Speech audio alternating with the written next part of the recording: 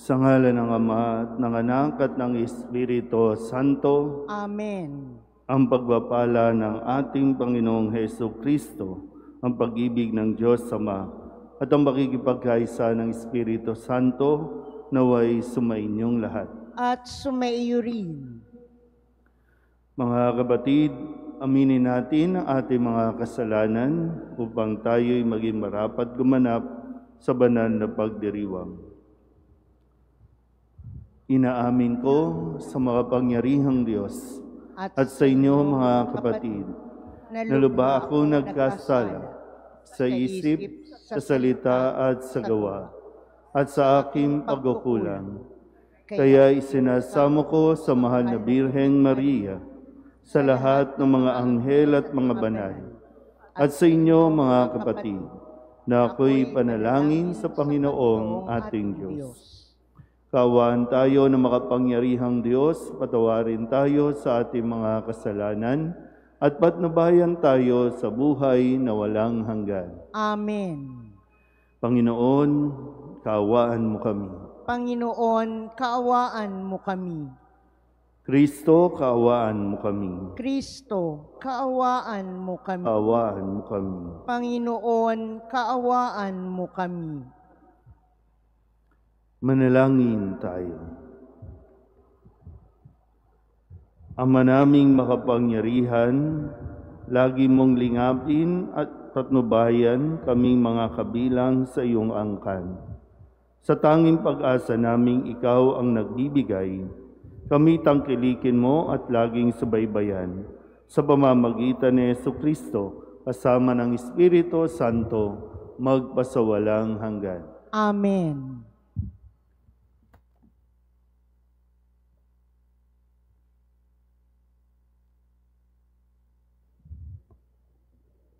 Pagbasa mula sa aklat ng Henesis. Nang likhain ng Panginoon ang lupa at lahat ng bagay sa langit, wala pang anumang halaman o pananim sa lupa, sapagkat wala pang ulan noon at wala pa ring magkasasaka. Ngunit mayroon ng bukal ng tubig na dumidilig sa lupa. Nilikha ng Diyos ang tao mula sa alikabok, hiningahan sa ilong at nagkaroon ng buhay. Naglagay ang Panginoon ng isang halaman sa Eden, sa dakong silangan, at doon dinala ang taong kanyang nilalalang. Pinasibol niya roon ang lahat ng uri ng kahoy na nakalulugod sa paningin at masasarap ang bunga. Sa gitna ng halaman, naroon ang punong nagbibigay buhay at ang punong nagbibigay ng kaalaman tungkol sa mabuti at masama. Inilagay ng Panginoon ang tao sa halaman ng Eden upang ito'y pangalagaan at pagyamanin. Sinabi niya sa tao, "Makakain mo lamang ang alinmang bungang kahoy sa halaman, maliban sa bunga ng punong kahoy na nagbibigay ng kaalaman tungkol sa mabuti at masama. Inin ang bungang iyon. Mamamatay ka kapag kinain mo iyon." Ang salita ng Diyos. Salamat sa Diyos. Panginooy papurihan abakong sariling buhay. Panginooy papurihin, abakong sariling buhay. Pinupuri ka, Poong Diyos, nitong aking kaluluwa. O Panginoong aking Diyos, kay dakila mong talaga. Ang taglay mong kasuutay, dakila rit marangal pa. Nababatbat ka, Poong Diyos, ng liwanag na maganda. Panginooy papurihin, abakong sariling buhay.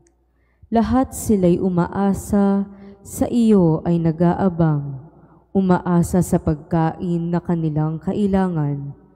Ang anumang kaloob mo ay kanilang tinatanggap, mayroon silang kasiyahan, pagkat bukas ang iyong palad. Panginooy papurihin, abakong sariling buhay. Natatakot mga matay, kung kitlin mo ang hininga, mauuwi sa alikabok, pagkat doon mula sila. Taglay mo ang katangiang buhay nila ay ibalik. Bagong buhay ay dulot mo sa nilikha sa daigdig. Panginooy papurihin, abakong sariling buhay. Magsitayo po ang lahat.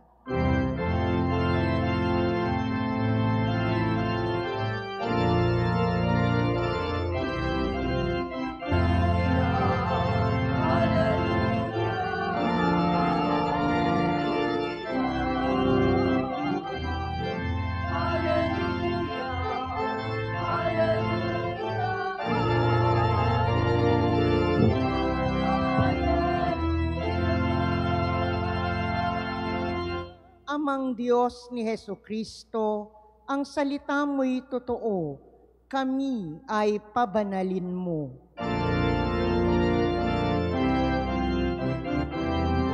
Hallelujah, Hallelujah,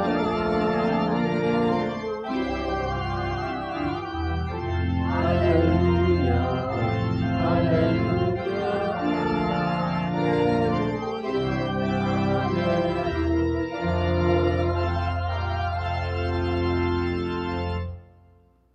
Sumainyo ang Panginoon. At sumaiyo rin. Ang mabuting balita ng Panginoon ayon kay San Marcos. Papuri sa iyo, Panginoon. Noong panahong ipinalapit ni Jesus ang mga tao at sinabi sa kanila, "Makinig kayong lahat at unawain ang aking sasabihin. Hindi ang pumapasok sa bibig ng tao ang nakapagpaparumi sa kanya sa mata ng Diyos, kundi ang mga nagmumula sa kanya. Ang may pandinig ay makinig." Iniwan ni Jesus ang mga tao at nang makapasok na sa bahay, siya'y tinanong ng kanyang mga alagad tungkol sa talinghaga. "Kayo man ba'y wala ring pangunawa?" Tugon ni Jesus. "Hindi ba ninyo alam na hindi nakapagpaparumi sa tao ang kinakain niya, sapagkat hindi naman pumapasok iyon sa kanyang puso, kundi sa tiyan, at pagkatapos ay idinudumi?" Sa pagsasabi nito'y para nang ipinahayag ni Jesus na maaaring kanin. Nagpatuloy siya sa pagsasalita. Ang lumalabas mula sa tao ang nagpaparumi sa kanya sa mata ng Diyos. Sapagkat sa loob, sa puso ng tao, nagmumula ang masasamang isipang nag-uudyok sa kanya na makiapid, magnakaw, pumatay, mangalunya, mag-imbot at gumawa ng lahat ng kabuktutan tulad ng pagdaraya, kahalayan, pagkainggit, paninirampuri, kapalaluan, at kahangalan. Ang lahat ng ito'y nanggagaling sa puso ng tao at siyang nagpaparumi sa kanya. Ang mabuting balita ng Panginoon. Pinupuri ka namin, Panginoong Hesukristo.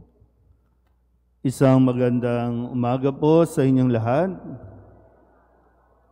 Ngayon po ay Miyerkules ng ika-5 linggo sa karaniwang panahon at sa linggong ito, narinig natin sa unang pagbasa sa aklat ng Henesis, ang simula na ang lahat ng bagay sa mundong ito ay ginawa ng Diyos na mabuti. Mula sa kalikasan hanggang sa tao, ginawa niya itong mabuti. At sabi nga po na siya ay nasiyahan nang ito ay kanyang likain. Inihanda din ang sanlibutan, ang mundong ito para din sa tao, para pangalagaan ng tao, linangin ng tao, para din naman sa ikabubuti ng tao. Kaya nga sinabi, binigyan na ng Diyos na lahat ay pwede niyang kainin, maliban lamang sa puno, doon sa hardin ng puno ng nakakaalam ng mabuti at masama. So yung kapangyarihan ng pangangalaga sa kalikasan ay nasa tao. Pero ano na nga ba ang nangyayari sa paglipas ng panahon? Ang tao ay patuloy na naging ganid, patuloy na naging sakim, naging mapang-abuso sa mga ipinagkatiwala sa kanya ng Diyos. At lumipas din ang napakaraming taon, kaya't kung sa Ebanghelyo ay muling pinapaalala sa atin ni Jesus na patuloy nawa natin na lawakan ang ating pangunawa. Mahirap po kasi yung mamuhay tayo ng pagiging rigid. Yung bang lahat na lang ay nakikita mong hindi tama. At dahil doon, inaakusahan natin ang bawat isa na makasalanan. Na dito, itinatama ni Jesus itong mga pariseyong ito na patuloy na naninita sa kanila sa dami ng kanilang ipinapatupad at sinusunod na mga kautusan na gawa ng tao. So, bakit ko nasabing rigid masyado? Kasi nga, pati ba naman yung paghuhugas ng kamay, kasalanan na? Hindi ka lang naghugas ng kamay bago ka kumain, kasalanan na? Nakakaligtaan tingnan kung ano yung pinakapuso, kung ano yung pinakakailangan na tutukan ng tao. Hindi sabi nga, kailangan nating lawakan ang ating pangunawa. Mismo kasi tayo mga taga-simbahan na nagiging rigid. At dahil rigid na tayo, nagiging mapanghusga tayo sa mga tao. Pero tayo yung madasalin, tayo ang mga nakakaalam ng lahat ng nobina o nobinaryo, mga dasal, lahat yan sa ulo natin. Pero kung kailan naman sa ulo na natin itong mga ito, tayo ang mas nagiging pinakamapanita, pinakamapanghusga sa mga taong wala rin namang alam sa mga ginagawa natin. Na para bang napakalinis natin at napakabanal na natin at ang tingin natin sa iba, napakarumi, napakamakasalanan. Muli, paanyaya ni Jesus, lawakan natin ang ating pangunawa. Ito ang sinasabi niya, hindi ang mga pumapasok, kundi yung nanggagaling sa Kanya, yung lumalabas sa Kanya. Yung nasa puso niya, yung iniisip niya, yung lumalabas sa bibig niya. Yun ang nagpaparumi sa tao sa paningin ng Diyos. Huwag natin masyadong tutukan at pagkaabalahan na maging maganda tayo sa paningin ng mga tao.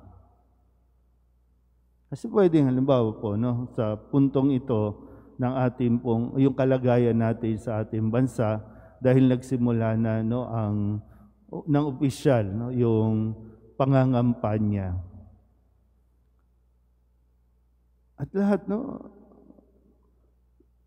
kailangan unawain natin ng mabuti yung lumalabas sa tao, yung nanggagaling sa tao. Kasi sa paningin natin, pwedeng napakabait naman ng mga ito. Kasi pumupunta na sila, pinupuntahan ka na, at namimigay sila ng kung ano-anong mga regalo. Pero yung intensyon, ano yung nilalaman? Bakit ka namimigay? Sa paningin ng tao, okay, para maging maganda ako sa paningin nila, mabait ako sa paningin nila. Pero alam ng Diyos kung ano ang dahilan nito. Alam ng Diyos kung anong nilalaman ng ating puso.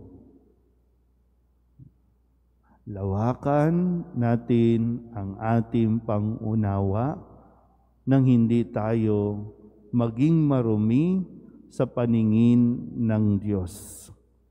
Lawakan natin ang ating pangunawa nang sa ganon, hindi tayo mahulog sa bitag na maging mapanghusga. Kaya nawa, no, sa ating pong mga pagdiriwang, lagi po nating tandaan, no, ang gabay natin sa araw-araw ng ating mga ginagawa, iniisip at sinasabi ay ang salita ng Diyos. Ito ang tutulong sa atin para tayo maging malinis sa mata ng Diyos. Amen?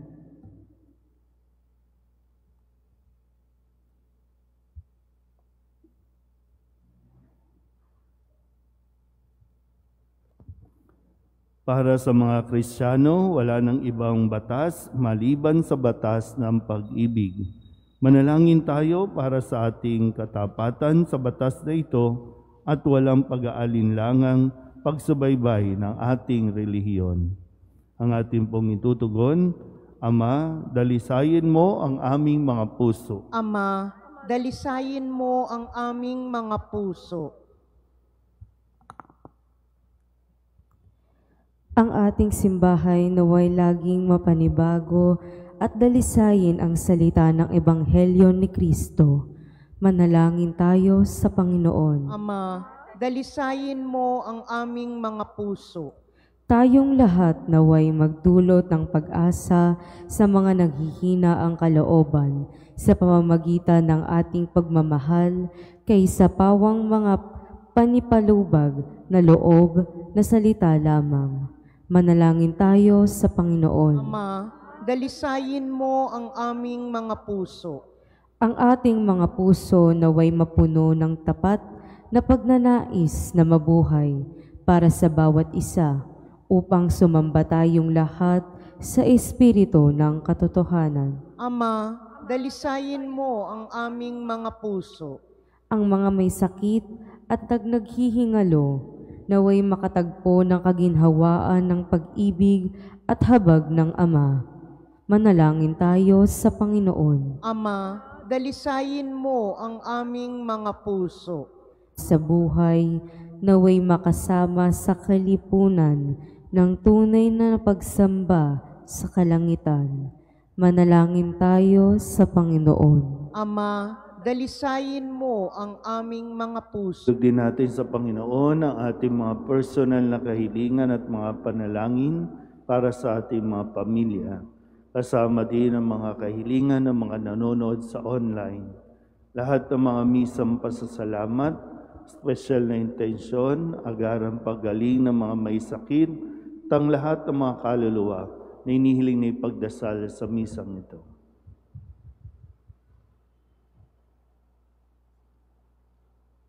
Ang lahat ng ito inihiling namin sa ngalan ni Kristo ang aming Panginoon. Amen.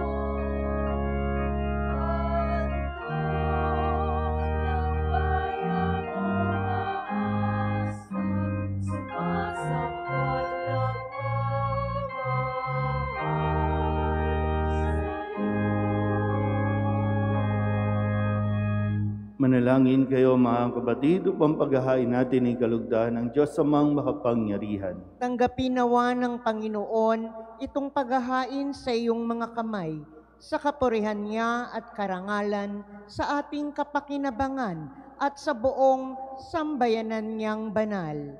Ama naming lumikha, ang pagkaitinuming narito ay iyong ginawa upang mapalakas kaming mga mahihina. Ipagkaloob mong ito ay aming mapagsaluhan bilang pakikinabang sa buhay mong pangmagpakailanman. Sa pamamagitan ni Jesucristo, kasama ng Espiritu Santo, magpasawalang hanggan. Amen. Sumainyo ang Panginoon. At sumaiyo rin. Itaas sa Diyos ang inyong puso at diwa. Itinaas na namin sa Panginoon. Pasalamatan natin ang Panginoong ating Diyos. Marapat na siya'y pasalamatan. Ama naming makapangyarihan, tunay nga marapat na ikaw ay aming pasalamatan. Sa iyong paglingap at kagandahang loob, ang tao'y nilikha mo at pinangangasiwa sa sansinukob. Sa hangad mong siya'y iwastong lubos, siya'y pinagdusa mo sa kanyang pagtalikod.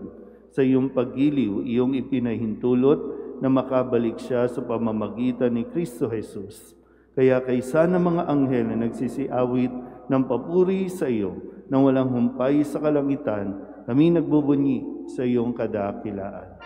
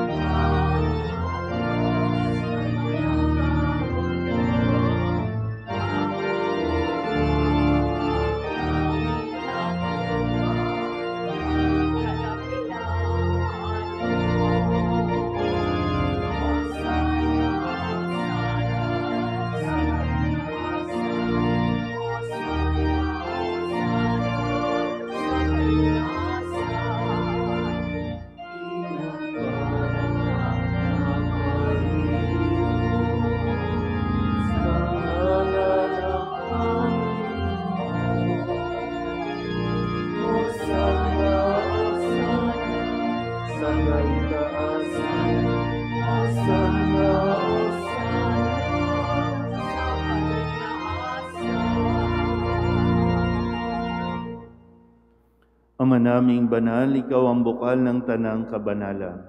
Kaya't sa pamamagitan ng iyong Espiritu, gawin mong banal ang kaloob na ito upang para sa aming maging katawan at dugo ng aming Panginoong Heso Kristo. Bago niya pinagtiis ang kusang loob na maging handog, hinawakan niya ang tinapay, pinasalamatan kaniya, pinaghati-hati niya iyon, iniabot sa kanyang mga alagad at sinabi, "Tanggapin ninyong lahat ito at kanin, ito ang aking katawan na ihahandog para sa inyo."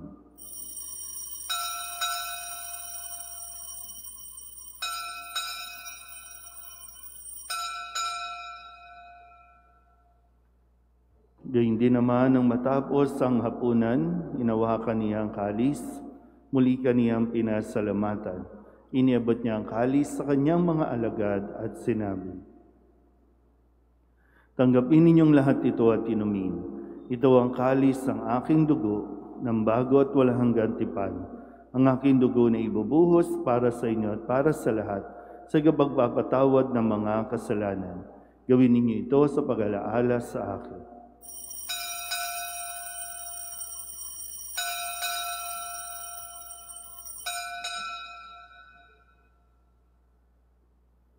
Ipagbunyi natin ang misteryo ng pananampalataya.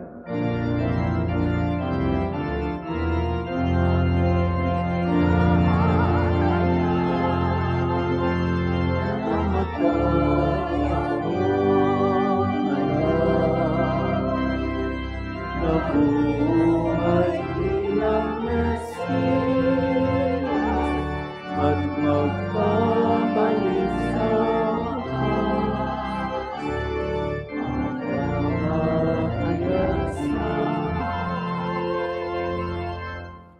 Ama, ginagawa namin ngayon ang pag-alaala sa pagkamatay at muling pagkabuhay ng iyong anak. Kaya tiniaalay namin sa iyo ang tinapay na nagbibigay buhay at ang kalis na nagkakaloob ng kaligtasan. Kami nagpapasalamat dahil kami iyong minarapat na tumayo sa harap mo para maglingkod sa iyo. Isinasamo namin kami magsasalo-salo sa katawan at dugo ni Kristo ay mabuklod sa pagkakaisa sa pamamagitan ng Espiritu Santo. Ama, lingapin mo ang iyong simbahang laganap sa buong daigdig. Puspusin mo kami sa pag-ibig kaysa ni Francisco na aming Papa at ni Jose na aming Obispo at ng Tanang Kaparian. Alalahanin mo sila Edna at Maria Milke na tinawag mo mula sa daigdig na ito. Nung sila'y binyagan, sila'y nakaisa ni Kristo sa pagkamatay. Ngayong sila'y pumanaw, naway makaisa sila ni Kristo sa pagkabuhay. Alalahanin mo rin ang mga kapatid namin na himlay na may pag-asang sila'y muling mabubuhay, pumanaw. Kawaan mo sila at patuloyin sa iyong kaliwanagan. Kawaan mo at pagindapating kaming lahat na makasalo sa iyong buhay na walang wakas.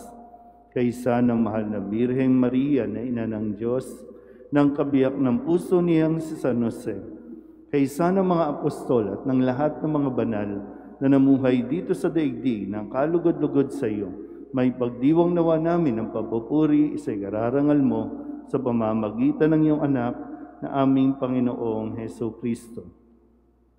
Sa pamamagitan ni Kristo, kasama niya at sa Kanya, ang lahat ng parangal at papuri ay sa iyo, Diyos Amang makapangyarihan, kasama ng Espiritu Santo, magpasawalang hanggan.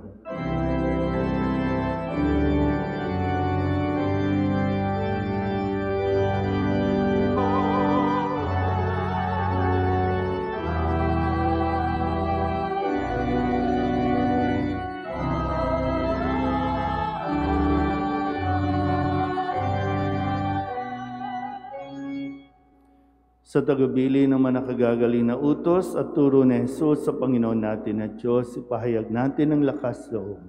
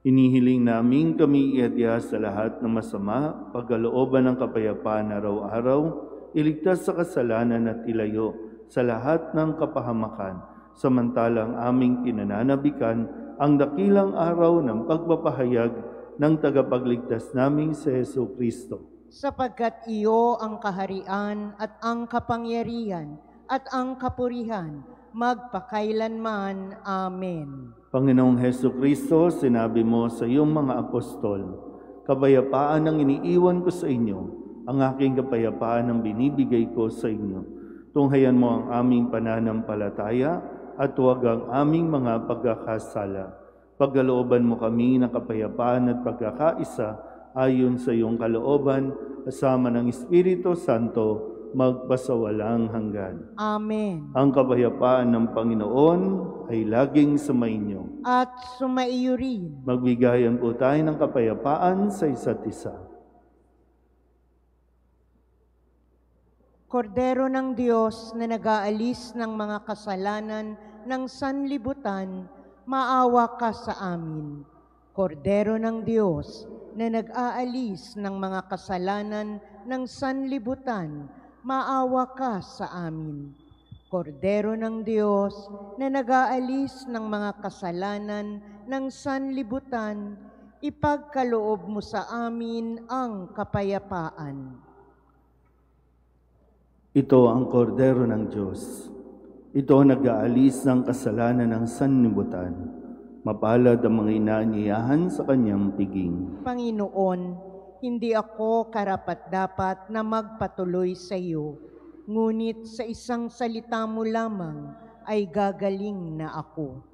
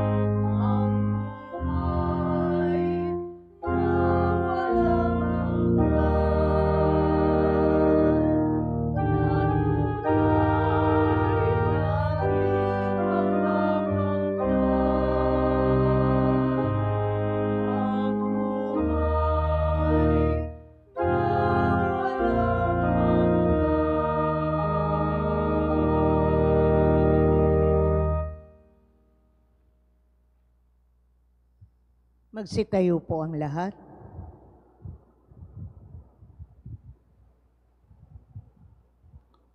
Manalangin tayo.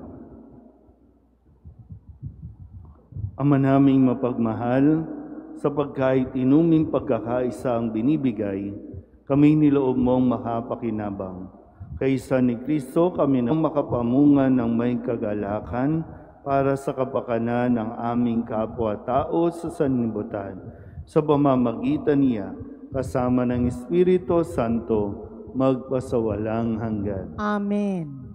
Sumainyo ang Panginoon. At sumaiyo rin. At pagbalain kayo ng makapangyarihang Diyos, Ama at Anak, at Espiritu Santo. Amen. Tapos sa banal na misa, humayo tayo sa kapayapaan ni Kristo. Salamat sa Diyos. Magandang umaga po.